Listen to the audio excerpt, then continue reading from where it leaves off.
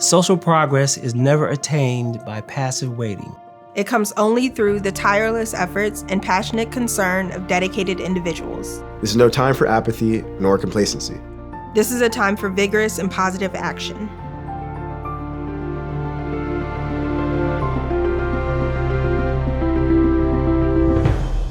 This is the 20th anniversary of MLK Week, and I think it's a big deal. MLK Week is an opportunity to honor Dr. King and what he has meant to NYU. 20 years of keynote speakers, 20 years of committee members, 20 years of special events, performances, of awards. It is a body of work that is monumental in terms of its scope and impact. This year's MLK Week has the theme of living the legacy. And when I think about what that means to me, living the legacy is remembering what sometimes people died for, remembering what they put a lot on the line for, and really reflecting within yourself, am I actually doing anything to help support that mission? Live the legacy means to further carry on the legacy of Dr. King, continuing that movement of respecting one another. Not study it, not read it, and then write a paper about it,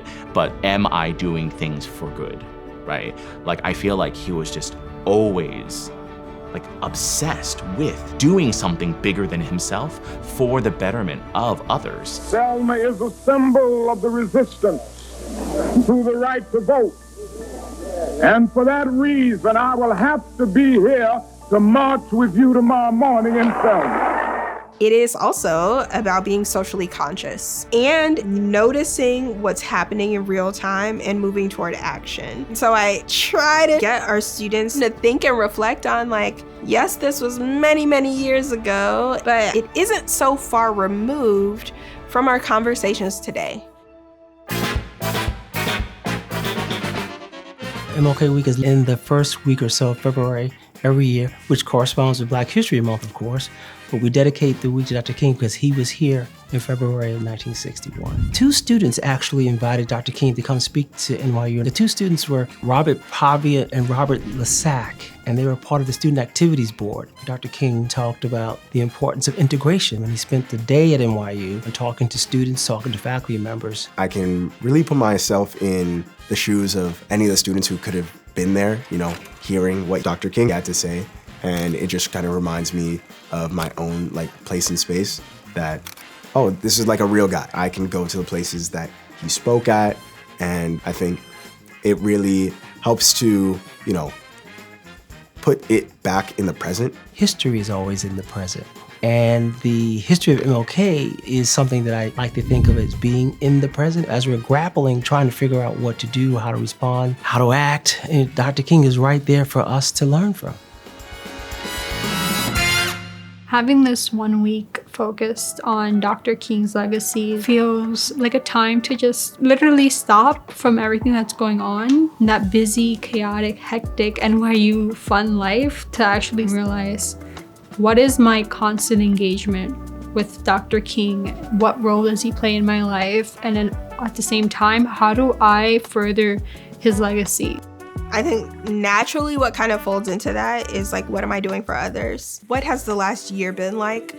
And how can I make sure that I put mini goals in there for the next year? It resonates quite a bit with not just me as an academic, but also me as a child of immigrants, a child of Taiwanese immigrants. We honor our elders, right? And I think it is right, it is good, it is all those positive words that NYU dedicates a significant amount of time and reflection to honoring one of the most significant people in US history. MLK he's such an interesting figure. I think during his life, he was super unpopular for a lot of America. But I think that when people tell you that, you're shocked. But no matter who was against MLK's message, we remember great figures for the things that they inspired us to live on their values and the things that they were able to actually change and the communities around them. Here at NYU, I've been able to evolve into being focused on social justice and what does that actually mean. For instance, community service. We need to actually make direct impact in the community, whether that is feeding the homeless or encouraging people to vote. Am I tapped into what's happening within my local government, right?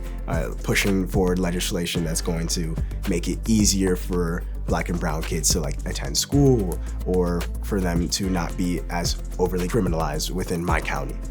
We're trying to create building blocks, right, for a more equitable society. What are the implications for how the research that I'm doing gets applied to make systemic change, or even inch us closer to that change?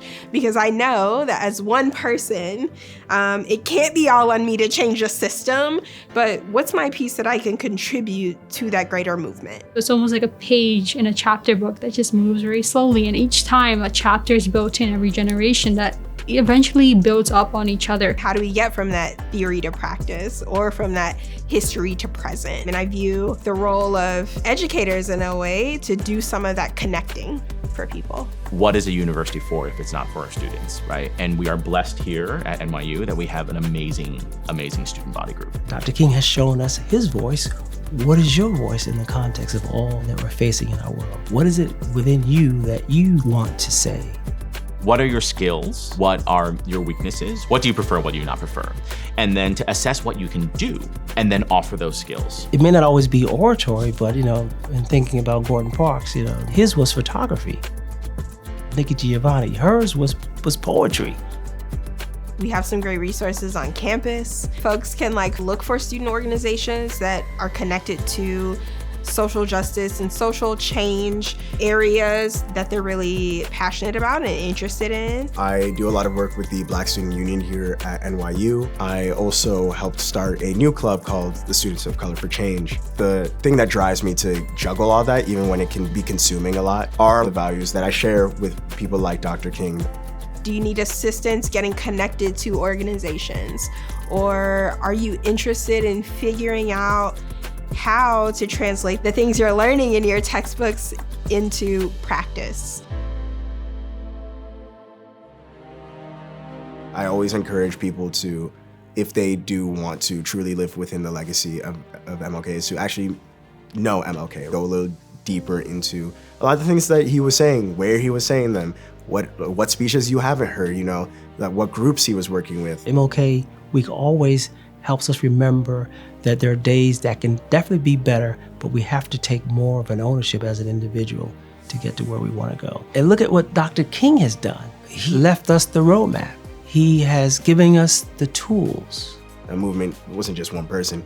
He had the help of so many other leaders and so many other contemporaries who were pursuing similar things. We're not going to forget the work that was done during the Civil Rights Movement. We're not going to forget the work and words of Dr. King. We're going to try to continue that legacy and try to build on top of it. This 20th anniversary means that NYU has committed itself to promoting civic engagement. Even if it starts with one single action, one single phrase, it came from you, and that's important.